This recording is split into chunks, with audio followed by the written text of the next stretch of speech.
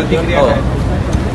आज लाखो धनगरांची एक आशा होती की कोर्टाच्या निकालाने त्यांना आत्तापर्यंत जो न्याय मिळाला नाही, पण दुर्दैवाने कोर्टाने पार्लमेंटशिवाय दुसरं कोणीही याच्यात बदल करू शकत नाही आणि त्याच्यामुळे या केस जी आहे प्रशांत कोकणे आणि इतर सगळ्यांनी जी लढलेली आहे ती केस डिसमिस केली.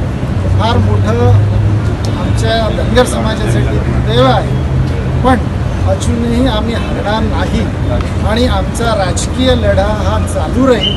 कारण जरी कोर्टाने म्हटलं आहे, आदरणीय कोर्टाने, की ही केस आम्ही डिसमिस करत आहे, पण आम्हाला पुढचा मार्ग अजूनही मोकळा आहे.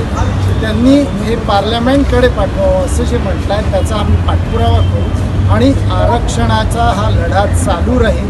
पण फक्त माझं असं म्हणणं आहे की ज्यांनी याच्यासाठी कोर्टासाठी खूप पैसे गोळा करतात समाजाकडून, त्याच्यामुळे आणखी त्रास होतो मनाला मानसिक, तो त्रास कमी झाला पाहिजे आणि आपण लढा देणार आहे निश्चितपणे आणि राजकीय लढ्याच्या मार्फत हे आरक्षण आम्ही घेणारच. या निकालाला आपण सर्वोच्च न्यायालयात आव्हान देणार आहात?